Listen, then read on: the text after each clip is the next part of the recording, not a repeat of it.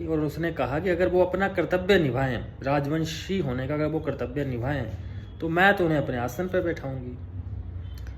अब उसके मैत्री के अन्य अधिकारी भी इसी तरह रुद्रा का अपमान करने लगे। अब वायुवेग जो रुद्रा के साथ अधिकारी आए थे वो उन पर आवेशित हो गए। चारों तरफ एक क्रोध का ही वातावरण बन गया। लेकिन रुद्रा ने फिर भी शांत किया, वो शांत स्वभाव के ही थे रुद्रा। और फिर बोला कि हम वार्ता का प्रस्ताव लेकर आए हैं और मैं शांति वार्ता चाहता हूँ।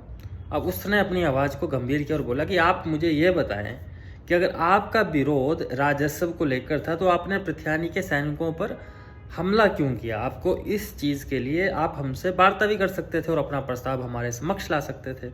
अब आप मुझे बताएं कि पृथ्वी आप लोगों को इसका दंड क्यों ना दे। तो मैत्री अब और निडर हो गई और बोले कि युवराज, आप अनभिज्ञ हैं।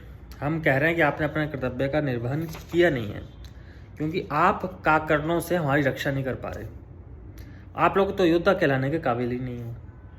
आप अपनी सत्ता बचाने के लिए, अपने भोग विलास के लिए हम लोगों को बलिदानम के लिए विवश करते हो।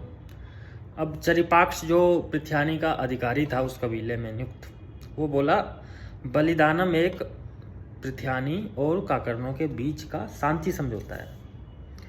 तो मैत्रेयी की सेनापति भी उठकर बोली, नहीं नहीं, कोई शांति समझौता नहीं है। ये तो शांति समझौता जो होता है वो बराबर के लोगों में होता है। यहाँ तो आपने घुटने टेके हैं और आप लोग उनसे युद्ध करने में सक्षम ही नहीं हैं और आप डरते हैं, भयभीत हैं उनसे।